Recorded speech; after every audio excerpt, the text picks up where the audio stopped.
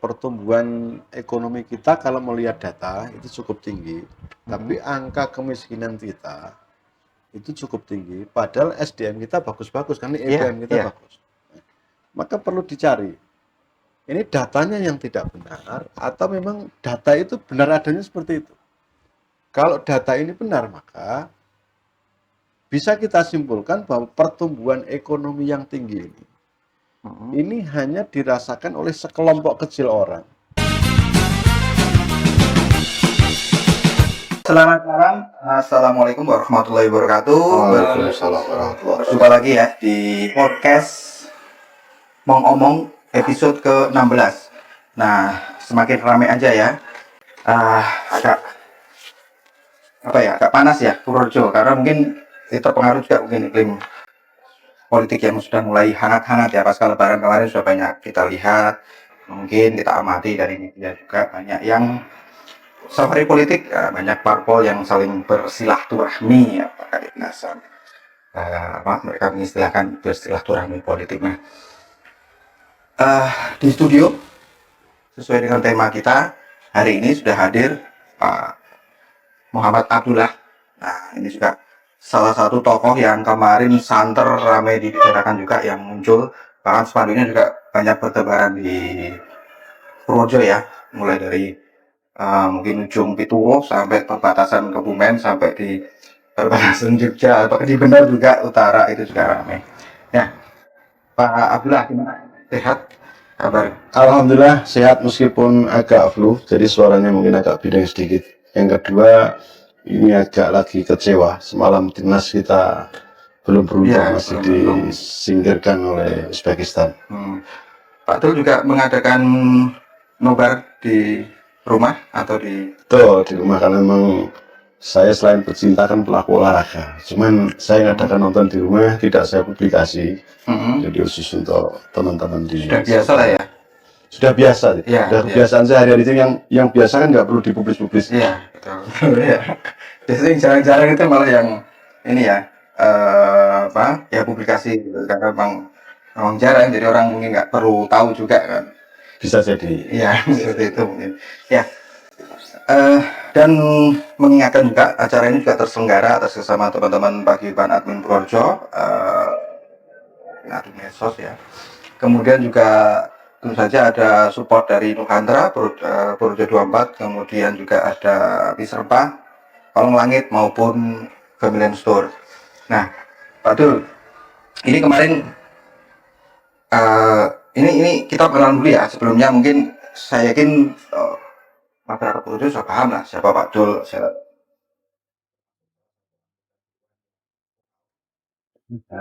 Sudah berapa periode ya? Ya mungkin lah itu asumsi teman-teman. Mulai dari anggota tahun berapa Pak? Saya sih sama Gen Z. Awal 2009 ya. Ya, lalu.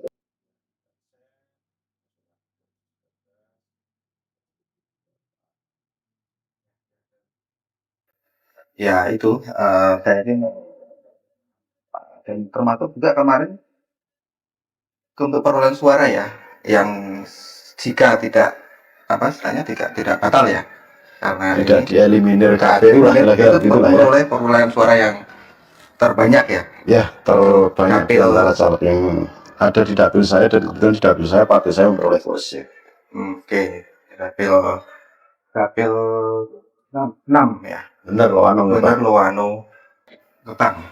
Ya. Benar Loano Kepang. Tapi sebelum kita bicara yang sebenarnya inti itu ya, intinya kita mungkin akan bicara banyak di politik, tapi sebenarnya mungkin kita ingin mengetahui sih sebenarnya latar belakang Pak Muhammad Abdullah dan yang dia kenal selama ini. Mungkin banyak juga yang tidak tahu awalnya sampai mungkin terjun ke politik, kemudian mungkin latar belakang kecil, masa kecilnya di mana, di Purworejo ya. Gimana, mungkin bisa dijelaskan? Mulai agak tergelitik sekaligus tertarik di dunia politik itu sebetulnya relatif ketika saya masih kecil lah, usia SMP, SD, kemudian SD kelas 6, lalu ke SMP. Jadi ada cerita begini, kebetulan kakek saya, bapak saya itu ya kecil-kecilan dia kiai meskipun di kampung ya. Nah, rata-rata kiai di era zaman Orde Baru itu pasti afiliasi politiknya kan termasuk bapak saya ingat betul dulu ada gambar Ka'bah itu di rumah. Nah, karena bapak saya itu kebetulan menjadi kiai meskipun di kampung, maka dia atau beliau ini sering diundang isi pengajian di mana-mana. Pada satu ketika almarhum ini mengisi pengajian di tempat tertentu, itu kemudian saat itu saya ingat betul karena saya mengikuti, didatangi seseorang yang kemudian menghentikan ceramah bapak saya itu, lalu membawa pergi bapak saya ini ke suatu tempat. Saya tidak tahu persis dibawa ke mana, tapi orang-orang saat itu mengatakan ini dibawa ke kecamatan, orang katanya begitu. Nah, sebagai orang desa, saya karena lahir di pelosok desa di desa Laris kecamatan Larisana. Ketika mendengar ada orang dibawa ke kecamatan, apa rasa kekhawatiran dan ketakutan itu kan luar biasa. Termasuk itu juga ya saya rasakan ketika bapak saya kemudian pas ngisi pengajian diberhentikan itu dibawa ke suatu tempat. Beliau kemudian ketika malam hari ini misalkan diajak paginya kemudian kondur, kita kemudian menanyakan bapak dari mana, dibawa kemana dan lain sebagainya. Jadi sudah bukan menjadi barang rahasia lagi kalau di zaman Orde Baru siapa yang mengkritik penguasa saat itu pasti akan mengalami banyak masalah kira-kira begitu. Nah itu yang terjadi dengan bapak saya begitu. Saya mulai dari situ. Gini, kemudian menginjak usia SMP mungkin kelas 2, kelas 3, saya juga ingat para tokoh-tokoh masyarakat di desa itu, apakah itu kepala desa, apakah guru-guru ya. Kalau guru SD itu zaman dulu pasti tokoh di desanya. Ya, karena guru itu PNS saat itu pasti Golkar, nggak mungkin nggak. Ya. Jadi jangankan guru ya, sampai ketua RT aja kalau kala itu pasti Golkar. Nah, itu sering kemudian mengumpulkan orang-orang di desa itu. Suatu ketika saya juga mendengarkan apa yang disampaikan begini. Kalau ingin jalan ke sini di aspal, maka besok harus noblos Golkar ya. Tapi kalau besok pengen listrik masuk ke sini, harus menangkan Golkar ya. Saat itu ya. Nah itu kemudian mulai menarik. Artinya saya jadi agak lebih tertarik kok. Kayaknya enak banget ya kalau jadi penguasa itu bisa apa saja gitu.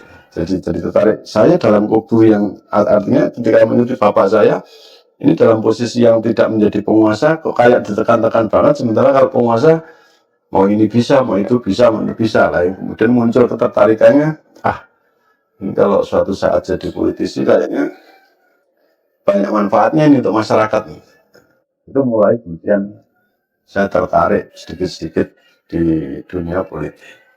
Kemudian pasca selesai SMA itu, saya hampir tiap pagi baca koran itu tidak pernah kurang dari 3 koran. Bisa 3, 4, sampai 5. Dan banyak berita-berita politik itu yang saya baca. Kapan saya terjun di bidang politik? Ya. Kalau terjunnya ini memang ketika kemudian era reformasi, lalu pertama kali saya terjun dalam kancah politik secara langsung itu tepatnya adalah tahun 2005. Jadi tahun 2005 itu di Purworejo ada pilkada, pilihan kepala daerah. Saat itu kebetulan salah satu kontestan wakilnya itu adalah masih ada hubungan saudara dengan saya. Kebetulan beliau itu adalah dulu jajaran Suriah di Nahdlatul Ulama Purworejo. Saya saat itu aktif di Gerakan Pemuda Ansor Kabupaten Purworejo, dan juga perintah Suriah NU saat itu, Sabullah tolong temani Pak Tapim, beliau Suriah NU, Mas Dodi Ansar tolong ditemani Pak Takwim. Singkat cerita kemudian saya menjadi bagian tim yang turut serta ya kalau sekarang mungkin orang menyebutnya tim sukses. Jadi saya adalah bagian dari orang-orang yang kemudian mendukung pasangan calon saat itu, yaitu Pak Hasan Takwim yang berpasangan dengan Ibu Amelia Yani saat itu. Nah, ketika saya aktif di dalam proses pemenangan Amelia Yani dan Pak Hasan Takwim ini, akhirnya saya bertemu dengan teman-teman dari partai pengusungnya, yaitu Partai Demokrat dan Partai Bulan Bintang. Karena sekian saling mengenal, saya diminta teman-teman di Demokrat itu untuk menjadi ketua tingkat kabupaten. Mereka yang mendorong, mereka yang mengusung pada saat terjadi pemilihan ketua DPC, tepatnya di tahun 2006. Nah, jadi tahun 2005 itu adalah saya terlibat proses politik secara langsung, sedangkan tahun 2006 itulah saya menjadi pimpinan partai politik yang pertama kali di Kabupaten Purworejo. Itu cerita singkatnya. Ya. Jadi Tidak instan kira-kira itu ada betul. proses panjang yang langsung muncul punya apa ya? Kalau sekarang ini kan banyak juga ya yang politisi yang instan dan saya mungkin punya modal terus masuk politis gitu. Eranya mungkin yang agak berbeda. Kalau saya melihat teman-teman yang aktif terjun di bidang politik saat itu, seangkatan dengan saya, itu banyak proses perjuangan panjang, ya, mulai dari bawah berjenjang sehingga ada kematangan baik dalam berpikir, bertindak dan lain sebagainya. Era kekinian mungkin agak berbeda, eranya karena satu dan lain hal kira-kira. Kesibukan selain di partai Yang pertama, bahwa masa jabatan saya sebagai anggota DPRD belum habis, baru selesai nanti tanggal 14 Agustus 2024, kurang lebih 3 bulan lagi ya. Maka saya masih menyelesaikan tugas-tugas saya sebagai anggota DPRD. Kemudian yang kedua, aktivitas lain di lain di lembaga DPRD yang masih berkutat bersibuk di kaitannya dengan politik, di partai politik, karena kita semua tahu sebentar lagi kita juga punya hajat yang tidak kalah besarnya, sehingga mau tidak mau karena sebagai insan politik masih kemudian berkonsentrasi membangun komunikasi dengan semua teman-teman partai politik untuk mensukseskan pilkada nanti di bulan November tahun 2024. Ya. Nah, kalau Pak Tuh sendiri kan kemarin sempat ramai ya. Saya di jalan-jalan sudah banyak dukungan itu kan. Ada yang mengatasnamakan kelompok, ada yang mengatasnamakan. Bahkan Pak Tuh sendiri juga sepertinya juga masang ucapan gitu ya. Berarti kan selain dari luar, dari eksternal ya, itu juga dari internal sebenarnya Pak Tuh memang sudah siap gitu ya untuk maju. Gimana kalau Kalau soal pemasangan ucapan Idul Fitri itu ada atau tidak ada momen politik, saya selalu mengucapkan itu gitu. ya. Siap. Kalau kemudian yang dipasang oleh teman-teman oleh kelompok masyarakat di jalan-jalan, ini soal lain. Oke. Kalau di luar itu setiap, jangankan hari raya, nggak hari raya pun, mungkin pas 17 Agustus, hari kemerdekaan, mungkin pas hari ulang tahun Purworejo, itu saya selalu mengucapkan Ya, itu. ya. Tapi yang berkaitan dengan spanduk-spanduk yang dipasang oleh kelompok-kelompok masyarakat itu, ya memang ada beberapa teman-teman, ada beberapa perwakilan masyarakat yang beberapa kali berkunjung dan ngobrol-ngobrol dengan saya, yang intinya mereka itu menghendaki jangan sampai saya berhenti mengabdi kepada masyarakat, kira-kira begitu. Saya sampaikan, saya sih tidak akan pernah berhenti yang namanya mengabdi sebisa dan semampu saya. Ya, tapi maksud kami, Bapak kan besok nggak jadi anggota Dewan lagi karena faktor kemarin itu. Ya. Kita harapkan tetap Bapak ada di pemerintahan. Terus saya nanya, di mana? Kalau nggak jadi anggota Dewan, Bapak maju dong di Eksekutif. pilkada gitu kan. Ya. Loh, gini, maju adu dan tidak maju itu urusan nanti, tetapi tidak semata-mata saya siap atau tidak siap. Soal urusan maju itu bagi saya justru lebih, porsinya lebih besar saya berikan kepada masyarakat. Saya mungkin siap maju kalau satu, masyarakat mendukung, yang kedua, partai politik mengusung. Apa artinya saya punya niat maju kalau masyarakatnya tidak mendukung? Ya. Apa artinya pula saya niat maju, masyarakat mendukung, partai politik tidak mengusung? Maka dua instrumen yang paling penting adalah partai mengusung, rakyat mendukung. Ketika dua variabel ini klop, cocok, ya sebagai insan politik tentu bismillah ya, ketika kita sudah berani terjun dalam satu profesi tertentu, ya kita mesti harus siap dengan segala tugas dan tanggung jawab yang diberikan atas profesi yang kita emban. Seperti Mas Hantoro misalkan, sudah menentukan pilihannya sebagai seorang jurnalis, maka ketika kemudian mesti ditugaskan, Mas Hantoro di sana itu ada lagi konflik, Mas Hantoro tolong liput ke sana, nggak bisa menghindar kan? Nah, kira-kira kurang lebih saya juga begitu. Apapun kondisinya, ketika partai politik mengusung, kemudian rakyat mendukung, ya kita nggak boleh nolak, bismillah aja. Ya, ya. Nah, kalau dua hal tadi ya, rakyat maupun partai ya. Ya, Kalau partai sendiri, Pak Dul saat ini sebagai di Nasdem ya, tergabung ya, di Nasdem, bahkan sebagai ketua departemen pemenangan ya, pemenangan pemilu, pemilu betul. ya. Nah, tentu saja kalau di kita kupas satu-satu ya. Kalau di partai sendiri untuk calon di pilkada nanti sudah ada penetapan calon atau gimana proses untuk saat ini? Jadi begini, salah satu tugas dan tanggung jawab partai politik itu adalah memberikan kesempatan seluas-luasnya kepada seluruh masyarakat untuk berpartisipasi di bidang politik, salah satunya dalam kontestasi pilkada. Partai politik itu tidak boleh menutup diri bahwa yang boleh mendaftar, yang boleh mencalonkan hanya si A, hanya si B, itu nggak boleh.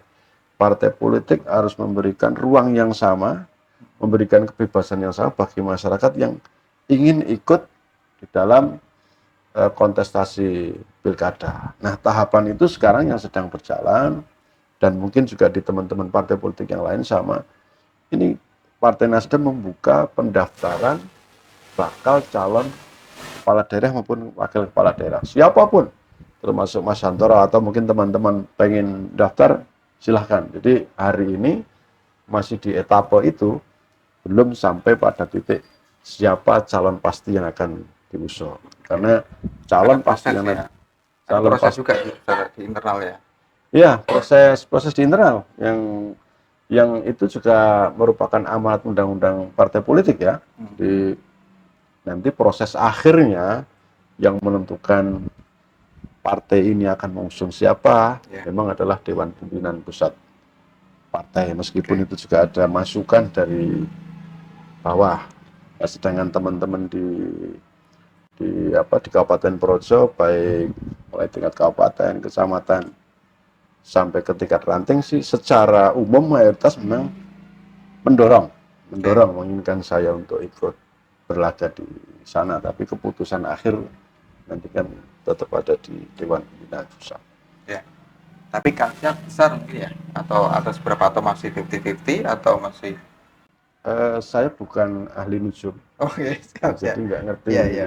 Ya, Kalau suruh memperkirakan itu agak susah ya. ya. Oke.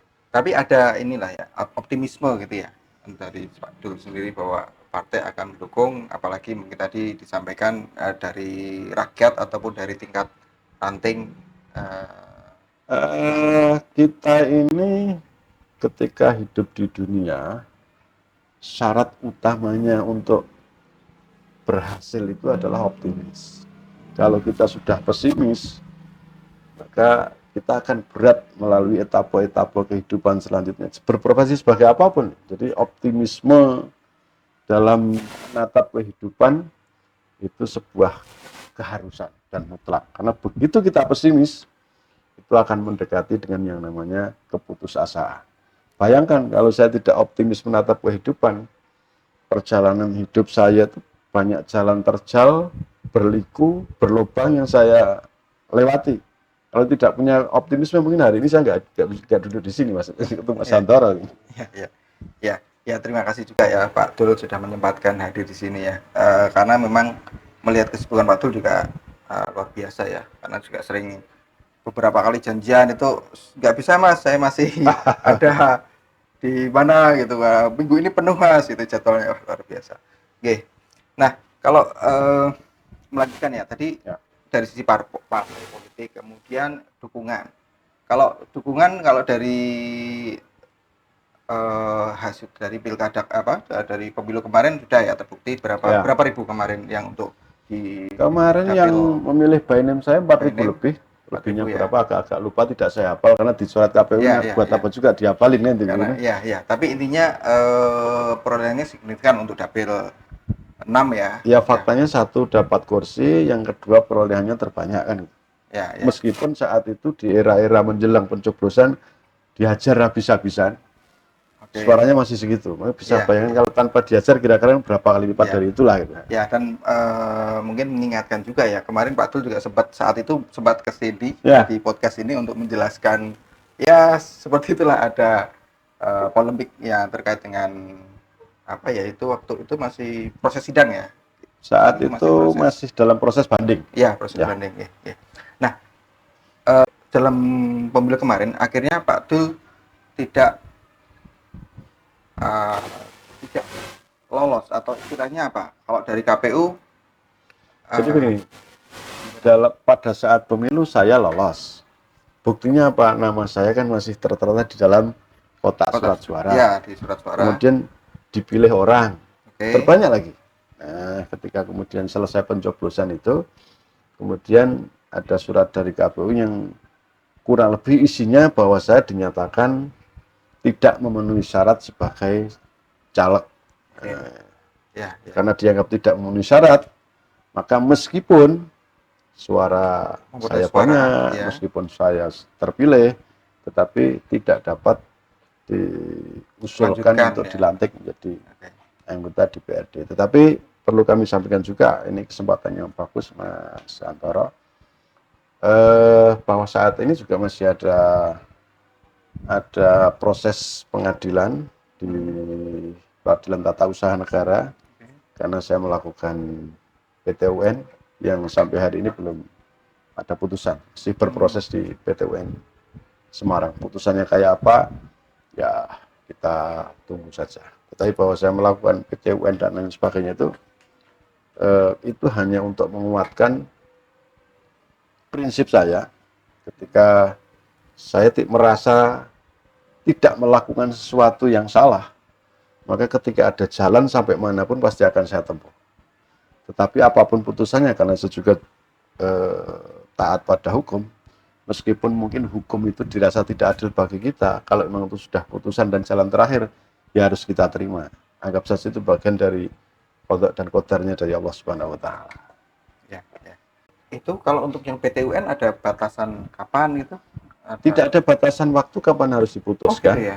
karena sidang di PT UN setelah pencoblosan itu dianggap menjadi PT UN biasa yang tidak terbatasi oleh waktu sebagaimana penanganan pidana atau pelanggaran pemilu. Oke. Berarti masih ada upaya hukum ya dari Pak Dul Masih terkait masih dengan sedang berproses. proses ini. Kalau kemungkinannya seperti apa? Kalau Pak Dul sendiri atau Eh, harapannya atau Kemungkinannya itu ada dua. ya. Kalau tidak menang ya kalah. Oke. Kan Kalau gitu. menang prosesnya seperti apa? Kemudian kalau Kalau misalkan menang berarti itu membatalkan SK KPU yang mengeliminir saya. oke. Kalau kalah berarti kan SK KPU tetap lanjut berlaku. Nah, pertanyaan mungkin bagaimana kalau menang kan gitu? Ya, Atau bagaimana kalau kalah? Kira-kira yang ditanyakan yang mana nih? Bagaimana kalau menang ya, atau bagaimana kalau kalah? keduanya. Dua-duanya. Iya. Bagaimana kalau kemudian saya menang? Kalau saya menang pun belum tentu, ya belum tentu saya memanfaatkan kemenangan itu. Memanfaatkan dalam tanda petik, kemudian saya mesti tetap harus di DPRD. Karena apa? Karena bagi saya yang terpenting itu adalah ingin mencari keadilan. Jadi yang terpenting satu memperoleh keadilan. Kalau kalah bagaimana? Ya kalau kalah berarti kan sudah secara otomatis saya tidak tidak mungkin dilantik menjadi anggota DPRD periode 2024-2029. Kalau orang ada yang berpersepsi karena saya pernah di partai sebelah, kemudian sekarang di Nasdem sudah dikatakan politisi kutu loncat, ya salah sih tidak, tetapi mungkin kurang tepat karena saya dalam hal menentukan sesuatu pasti kan juga punya pertimbangan. Di dalam kompetisi itu, kompetisi secara kesatria, kalau menang ya mengakui menang orang lain, kalau kalah kita pun juga mengakui kekalahan itu sepanjang proses kompetisinya fairness. Di medan pertempuran yang disediakan. Di partai saya yang dulu ini terjadi keanehan, aturannya jelas,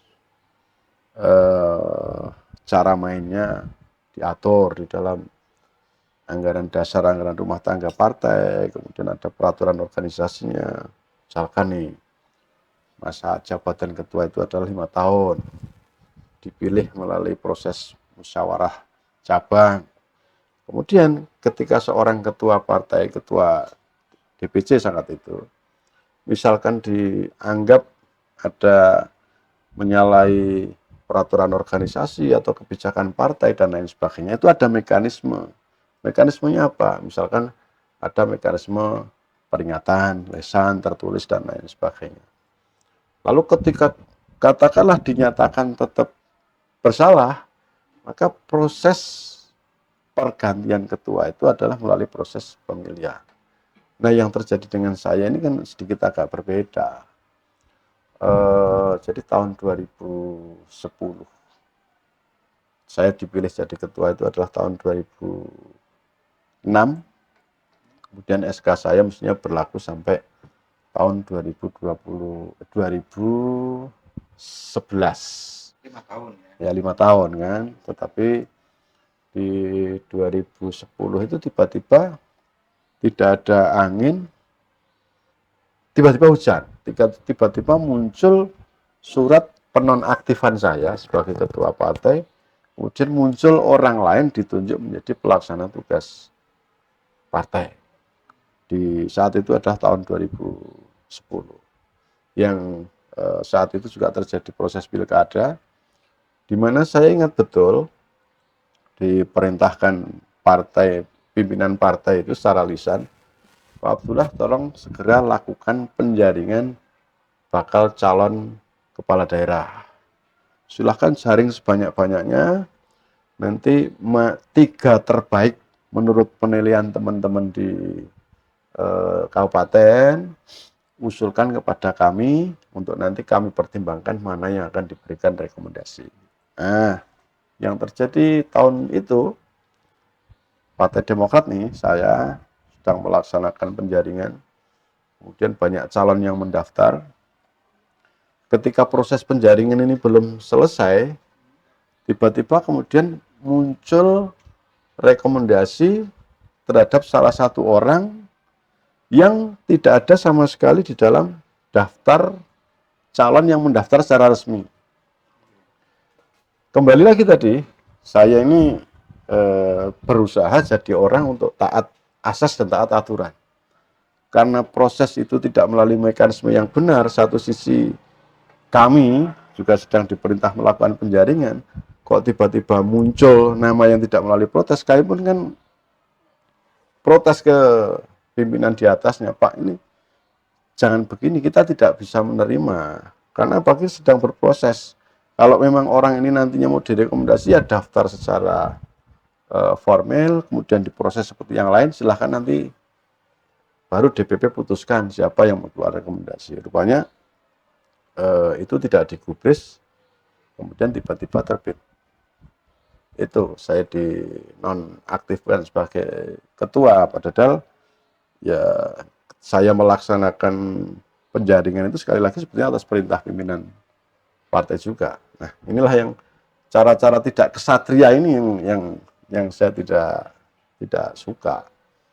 Nah, kemudian berlanjut lagi, saat itu pilkada yang diusung prosesnya nggak jelas, ini kan kalah. Calonnya kalah, kemudian secara nasional terjadi pergantian pimpinan tingkat nasional melalui kongres. Nah, pasca kongres, saya dinilai bahwa tidak ada pelanggaran yang saya lakukan, tidak ada kesalahan yang saya lakukan, maka saya diaktifkan kembali menjadi ketua. Itu tahun 2010 akhir lah, akhir tahun. Kemudian saya diaktifkan lagi sebagai ketua.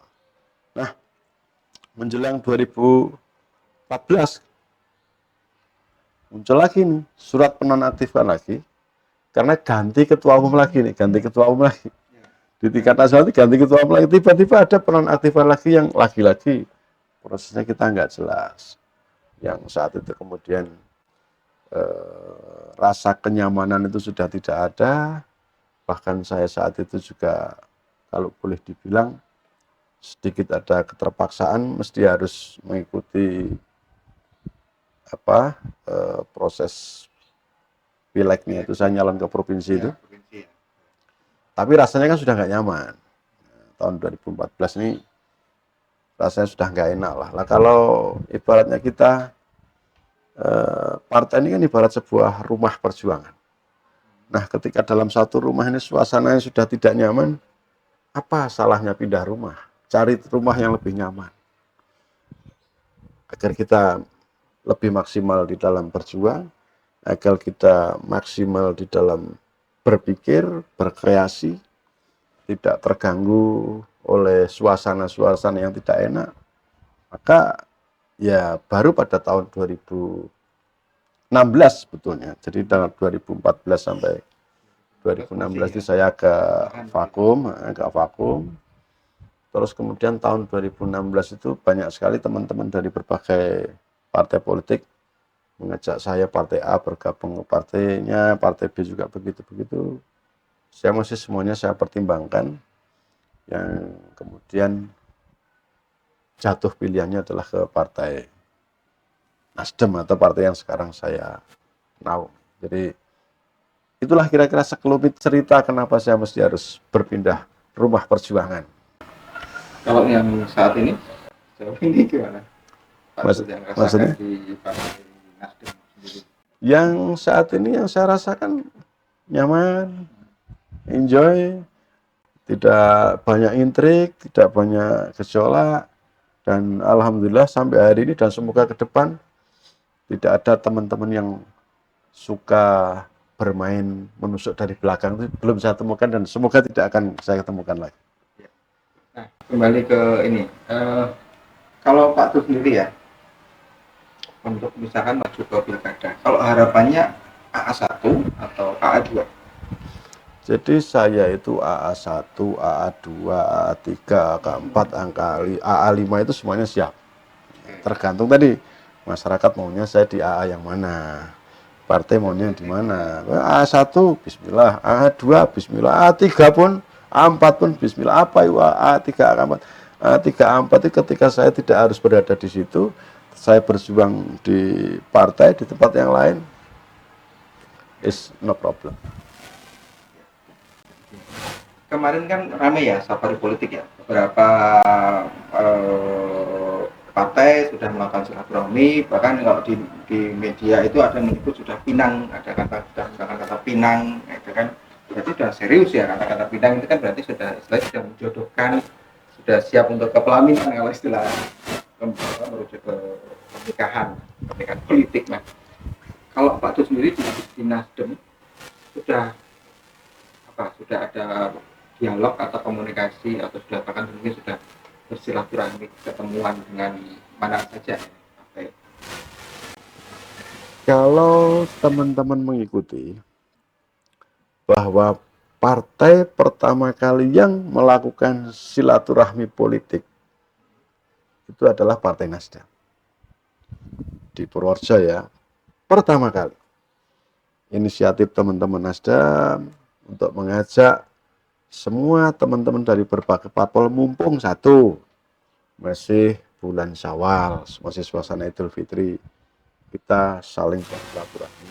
Yang kedua, momentumnya menjelang pilkada, tentu siapa tahu di situ kemudian bisa ada diskusi, bisa ada komunikasi yang barangkali nanti ada manfaatnya untuk prosesi pilkada. Tetapi yang terpenting dari ide saat itu teman-teman Nasdem mempelopori, menginisiasi pertemuan antar partai politik ini adalah untuk saling mengakrabkan aktivis-aktivis partai dari berbagai partai ini, yang kemudian ketika saling mengenal, saling akrab, itu nanti akan membantu jadi akan membantu suasana sejuk pada saat pilkada. Tidak bisa kita pungkiri bahwa setiap kompetisi-kompetisi itu nanti pasti akan terjadi riak-riak, akan terjadi gejolak-gejolak. Tetapi ketika pimpinan-pimpinan tertinggi parpol ini pernah terjalin suasana keakraban, ketika terjadi gejolak-gejolak seperti itu, mudah kemudian untuk diredam sama-sama. Itu yang pertama. Nah, yang kedua, tidak menutup kemungkinan setelah saling bersilaturahmi, mereka nantinya bisa menjadi teman koalisi.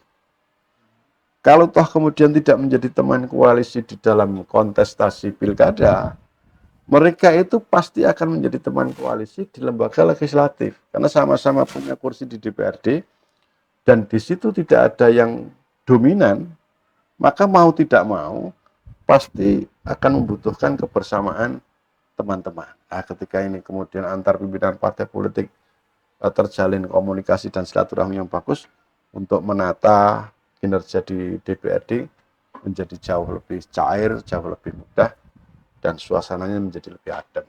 Itulah spiritnya. Dan alhamdulillah boleh dicek Nasdem pelopor soal silaturahmi. Ya, sudah ke mana saja? Jadi Nasdem itu sementara tidak kemana-mana, Gitu.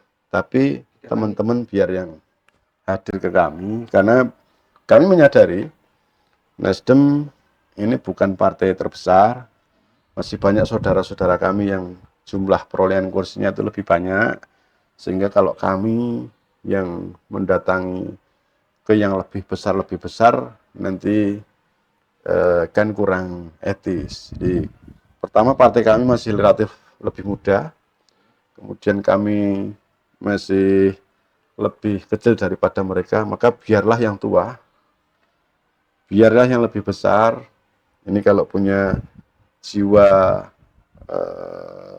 kenegarawanan yang tinggi, mengunjungi, membimbing adik-adiknya yang masih kecil. Kira-kira begitu. Kalau sampai saat ini hasilnya seperti apa? Ya. Kalau kita dalam konteks pilkada ya. Persiapan pilkada.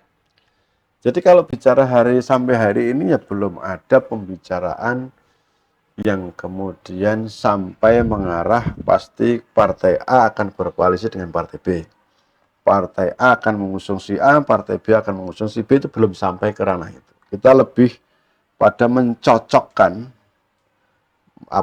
kita lebih pada diskusi untuk membuat kriteria-kriteria secara umum lah. Kita kemudian membangun kesepakatan-kesepakatan secara umum yang sifatnya masih sangat normatif. Misalkan di pilkada kita tetap jaga suasana kesejukan. Besok di pilkada mari diutamakan kader-kader Purworejo terbaik yang ada di Kabupaten Purworejo. Itulah kira-kira baru sampai di situ. Nah, kita juga mencoba sedikit-sedikit mendiskusikan soal apa sih sebetulnya permasalahan mendasar di Purworejo. Apa yang sudah baik hari ini, apa yang kurang hari ini, sehingga mana yang perlu dipertahankan, mana yang perlu diperbaiki, mana yang perlu dilanjutkan, mana yang perlu dirubah, itu kira-kira baru sampai batas-batas itu, belum sampai batas kemudian kami harus akan berkoalisi dengan siapa, mungkin calonnya siapa, dan belum sampai sana. Nama belum muncul lah ya. Nama belum muncul meskipun tidak jauh dari, kemungkinan nantinya juga tidak jauh dari yang sudah beredar, tapi kita sama sekali belum bicarakan nama si A untuk jadi apa, belum. Masih sangat cair, bahkan Mas Hantaro kalau mau ikut berkontestasi kita pun masih berikan ruang itu, nggak usah khawatir. Nah, kalau di Nasdem sendiri ya, ada tokoh-tokoh atau yang istilahnya mungkin non partai juga ya, atau non partai istilahnya apa ya, sunun ataupun sudah menyampaikan atau menanyakan peluang untuk masuk daftar itu, dan Partai Nasdem secara resmi baru akan membuka pendaftaran calon kepala daerah dan wakil kepala daerah mulai tanggal 1 Mei. Jadi tanggal 1 sampai tanggal 7 Mei itu kita akan buka pendaftaran siapapun dengan syarat warga negara Indonesia itu boleh untuk mendaftar. Nah, ini mungkin ada yang mau mendaftar, silakan. Nah, oke, kita sambil menyapa ada di live ya. Barangkali mungkin ada pertanyaan juga. Ada di berapa tahun? Tadi kayak responnya juga banyak ya, cuman saya apakah saya ya, kalau ada mungkin studio Mas ya mungkin ya leneh tak lihat Kang Abdullah ini sekarang agak beda ini. Gimana bedanya? Kok sekarang gundul terus nggak pernah pakai peci, topinya itu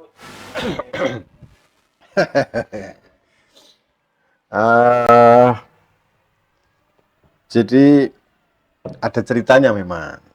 Mungkin kalau teman-teman yang kenal dengan saya cukup lama, pertama dia tahu saya dulu tidak gundul.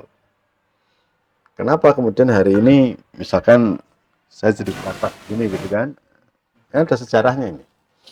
Jadi tahun 2019 bulan Desember, kurang lebih 4 bulan pasca saya dilantik menjadi anggota DPRD yang periode sekarang, ada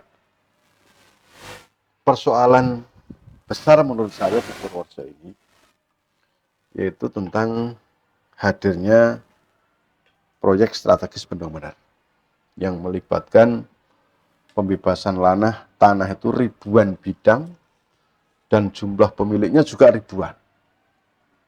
Pada saat itu terjadi gejolak di sana, di mana masyarakatnya itu belum bisa menerima karena lahan-lahan mereka itu akan diberi ganti rugi yang sangat-sangat murah. 1 meter tanah itu hanya 53.000 sampai yang paling tinggi itu adalah 63.000. Lalu terjadi gejolak, mengadulah masyarakat di sana itu kepada saya dan pada beberapa teman-teman anggota DPRD saat itu. Nah, saya sebetulnya sempat bingung ketika begitu banyak masyarakat mendatangi dan persoalan ketika itu P1. P1 tidak berarti sebenarnya soal pembebasan lahan. Dan itu adalah soal kemudian kedua, secara pribadi saya belum punya pengalaman tentang mendampingi masyarakat yang dalam tanda petik bermasalah menghadapi pembebasan lahan. Tapi karena permintaan masyarakat itu sedemikian kuatnya, dan saya juga punya tanggung jawab moral di mana itu terjadi di dapil saya, akhirnya ya bismillah ya, coba kita sama-sama mencari solusi terkait persoalan tersebut. Kita mencoba bagaimana mempertemukan antara masyarakat milik lahan ini dengan para pihak terkait ya. Apakah itu BPN, tim operasional, kemudian BPWS, selaku pemilik proyek dan lain sebagainya. Singkat cerita buntu. Lalu kemudian di gedung DPRD itu saya ingat betul, kepala BPN saat itu, ketika coba kita ajak mencarikan solusi terkait persoalan ini, dia mengatakan bahwa tidak ada solusi yang bisa didapat melalui forum diskusi. Silahkan Bapak Ibu gugat di pengadilan. Kalau menang ya kita bayar sesuai putusan pengadilan, kalau kalah ya segitu adalah nilai yang harus diterima masyarakat. Nah, dari situ kemudian kami tertantang. Oh, berarti memang BPN dalam hal ini tidak punya inisiatif untuk mencari solusi secara musyawarah. Maka kami ditantang untuk apa? Untuk bertarung di tataran pengadilan. Nah, itu pun saya juga belum punya pengalaman bagaimana beracara di pengadilan terkait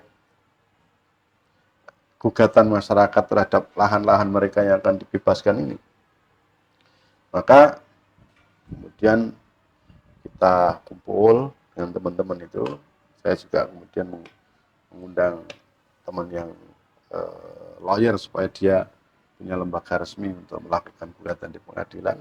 Dan saat itu saya bernazar memang, kalau saya berhasil mendampingi masyarakat, suatu saat kelak saya akan potong rambut saya mundur. Nah, alhamdulillah bulan Februari tahun 2020 gugatan kita di pengadilan itu berhasil, bahkan kemudian BPN melakukan kasasi, itu pun kita tetap dimenangkan. Maka nazar saya akhirnya saya laksanakan, maka saya gundul sampai sekarang. Itu adalah sebagai wujud syukur saya atas keberhasilan bersama dengan seluruh masyarakat sana di dalam proses di pengadilan, dan alhamdulillah sekarang pembebasan berjalan lancar. Nah, yang kedua, kenapa saya lebih banyak pakai topi tidak pakai peci, kira-kira begitu. Mas Hantoro di awal tadi kan sudah menyampaikan, yang sudah biasa itu biasanya malah nggak ditunjuk-tunjukin gitu. Lah saya di rumah sudah biasa pakai peci, kalau keluar pakai peci kan nggak elok juga. Biarlah saya di rumah pakai peci, kalau keluar biasa sekali lah pakai topi. Gitu kira-kira. Bisa ya, sudah menjawab ya Mas Ibu, sudah jelas ya. Oke, barangkali ada pertanyaan lain? Oke, pertanyaan lain, apa kiat Bapak dalam mendidik anak sehingga dapat sukses? Karena setahu saya anak Bapak ada yang jadi dosen dan pengusaha. Oke, nah, ini barangkali terlalu ini ya, terlalu tinggi kalau mengatakan saya itu sukses lah. Saya itu ya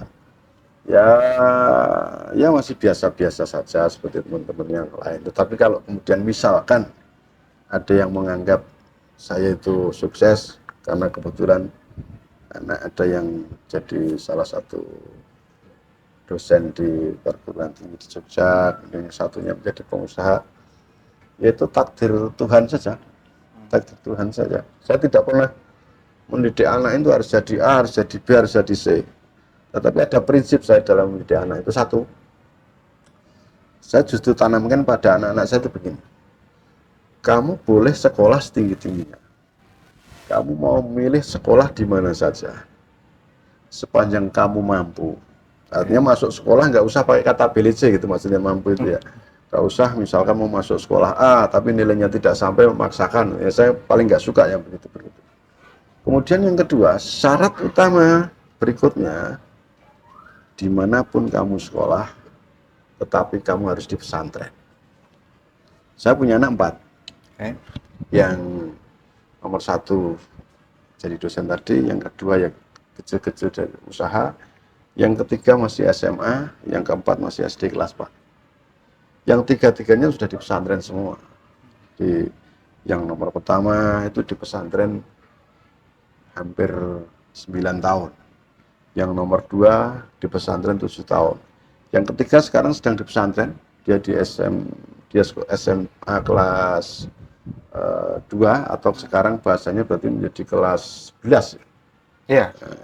Kalau siang dia sekolah, kalau malam dia di pesantren. Lah mungkin kalau kemudian ada teman yang melihat apa yang terjadi itu bagian dari kesuksesan, itu sebetulnya adalah berkah dari mereka yang di tengah-tengah kehidupan serba modern, apalagi sekarang kemudian banyak godaan kalau saat dunia ini. digitalnya luar biasa.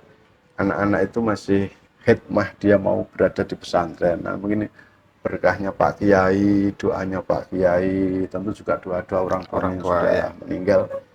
Jadi itulah, maka kalau tanya tipnya apa, gampang, tipnya sederhana. Sekolahkan anakmu setinggi dia mampu, tapi jangan pernah lupakan pesantren, karena dia tempat mendidik karakter dan mencari berkah bagi anak-anak. Itu saja sebenarnya. Kalau untuk usia berapa untuk waktu masuk di pesantren itu biasanya rata-rata umur Jadi berapa? anak saya itu wajib masuk pesantren ketika kelas 1 SMA. Ketika SD, SMP dia mengajinya masih di rumah, di masjid atau di madin atau di musola lah. Kalau rumah saya kebetulan berdempetan dengan musola, yang ngajinya di musola itu. Tapi nanti ketika masuk SMA, maka wajib hukumnya dia ke pesantren. Berarti kalau Pak Tul sendiri melihat bahwa pasnya itu SMA gitu ya, atau pertama saya coba mengamati teman-teman saya yang anaknya dimasukkan di pesantren itu semenjak mulai SD. Saya mengamati dulu-dulu kok kalau terlalu kecil masuk pesantren kayaknya nggak kurang pas. Kurang pasnya di mana? Di saat mereka masih sangat ingin mendapatkan sentuhan kasih sayang secara langsung oleh orang tuanya, tiba-tiba kemudian harus berpisah. Dan nanti kita khawatirnya tuh justru ketika anak-anak ini merasa kurang kasih sayang, besarnya akan semacam ada kelainan. Maka biarkan anak, ini prinsip pribadi saya yang belum tentu itu berlaku bagi orang lain. Tapi khusus bagi saya menganggap memang yang paling ideal anak masuk pesantren itu ketika dia sudah usia SLTP, kemudian dia juga sudah sunat, sehingga tidak terlalu kecil tapi juga tidak terlalu besar, yang dimana di usia-usia itu menurut saya adalah usia yang tepat masuk pesantren. Ya, oke, seperti itu ya. Nah, oke, mungkin ada pertanyaan lagi? Oke. Teman-teman yang studio ini dari Paguyuban Admin Projo. Nah, ini tidak terasa sebenarnya sudah 1 jam ini ya. Ya. 1 jam ini, Pak. Tidak terasa ya? Iya, jadi memang sebenarnya masih ada beberapa pertanyaan sih, cuman ya karena waktunya 1 jam ya, karena memang ya podcast selama ini waktu idealnya sekitar itu. Karena kalau terlalu lama mungkin jenuh ya orang mendengarkan ya daya tahan orang untuk mendengarkan atau mengamati itu bisa 1 jam. Oke. Mungkin ya terakhir ini mungkin ada statement akhir ini dari Pak Tul sendiri sebelum kita menutup acara. Mungkin ada apa harapan atau mungkin pesan ke masyarakat terkait ada di mana? IG atau di TikTok. Sebentar, apa? Boleh dibacakan? Boleh.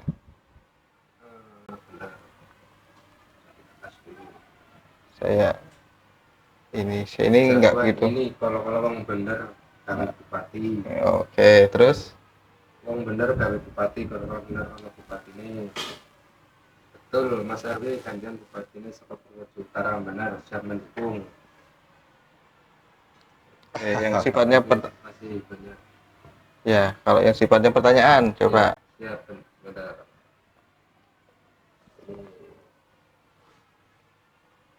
Uniknya kapak dari utara ini ya, selalu gundul dan selalu berakar. Ya, Terus tadi saya ditanyakan tadi ya, terkait kenapa gundul. jadi bupati, kalau jadi bupati Purworejo mau dibawa kemana Pak? Mau Oke. jadi seperti apa? Oh ya, itu mungkin ini ya memang salah satu pertanyaan yang penting juga ya. Jadi kalau mungkin visi atau apa yang Pak Tul lihat Purworejo saat ini yang istilahnya mungkin masih kurang atau apa sih yang mau dirombak atau mau dibangun Purworejo ini? Monggo, silakan. Coba kita sedikit melihat soal Purworejo ya. Iya.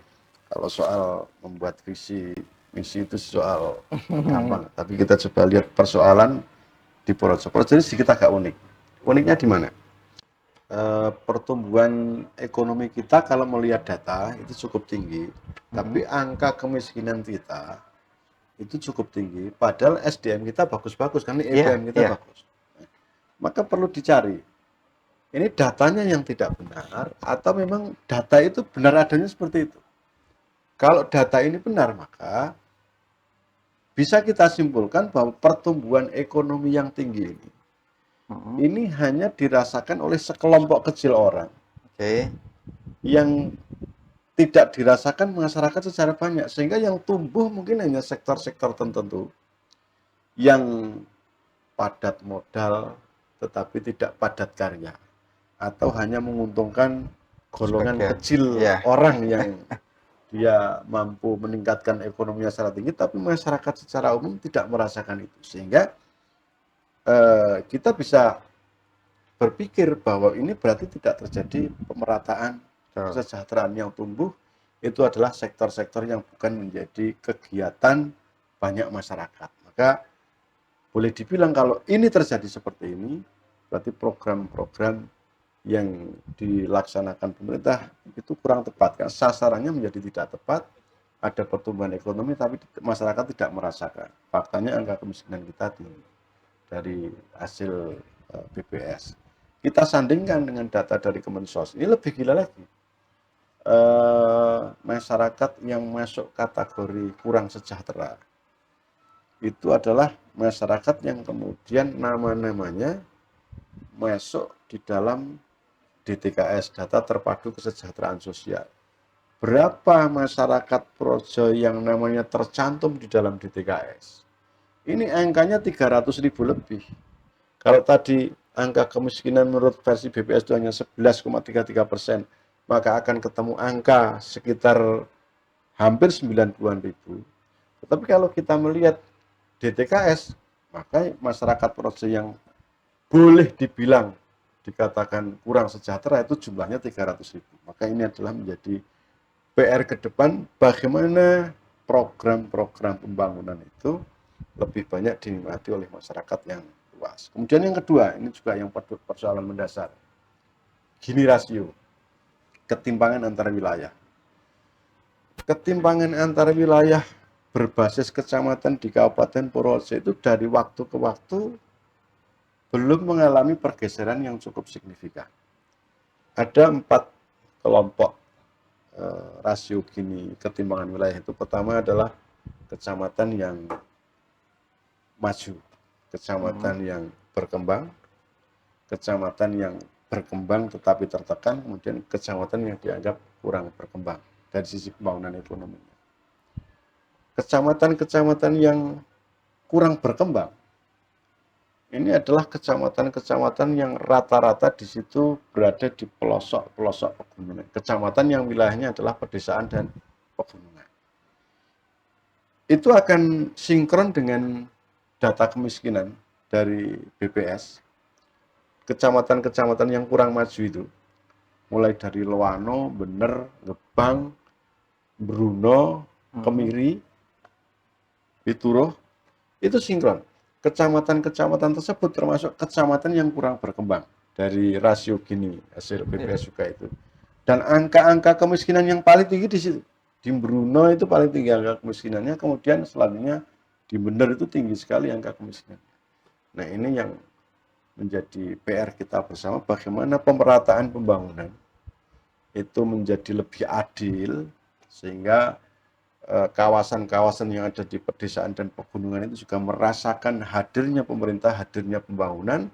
Mereka mampu mengejar ketertinggalan pembangunan, mau pembangunan ekonomi terutama, dengan teman-teman di kecamatan yang lain, sehingga kesejahteraan itu bisa kita rasakan secara bersama-sama. Itu adalah kondisi real projo hari ini. Maka closing statement saya, mari wujudkan projo yang lebih baik, lebih berkeadilan, dan lebih sejahtera. Oke. Ya. Sebenarnya kita sudah ini juga pernah mengundang Pak Budi, Kepala BPS, dan ya kurang lebih persis ya seperti yang disampaikan bahwa IPM kita lebih sebenarnya di atas Jawa Tengah. Kemudian juga ada beberapa angka-angka yang disampaikan oleh BPS yang mungkin juga menjadi lain waktu kita bisa diskusikan lagi ya, terkait tadi misalkan sudah menyinggung masalah pengangguran ya, pengangguran rendah, kemudian juga tapi angka kemiskinan yang relatif tinggi.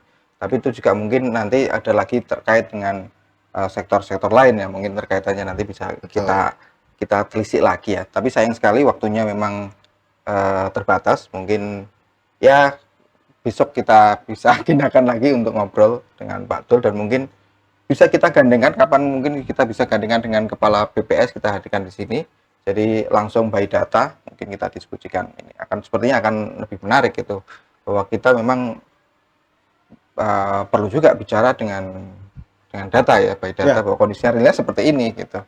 Ya sekali lagi terima kasih Pak Dul atas kehadirannya malam hari ini, dan terima kasih teman-teman yang hadir di studio yang sudah mensupport acara kita selama ini, dan juga teman-teman yang mungkin barangkali menonton di live TikTok atau IG. Dan siaran ini juga kita rekam, kemudian kita akan tayangkan di YouTube Hantoro Nuhantra. Dan juga untuk pendukung acara podcast Mengomong ini dari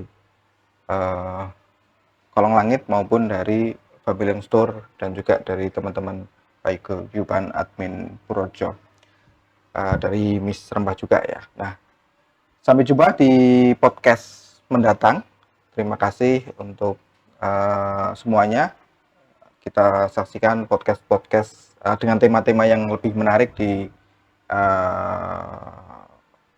pekan ini. Mungkin masih ada lagi ini nanti podcast. Ya, lagi sampai jumpa. Selamat malam. Semoga bermanfaat. Assalamualaikum warahmatullahi wabarakatuh. Waalaikumsalam warahmatullahi wabarakatuh. Matur nuwun. Sama-sama, Mas Andoro. Siap.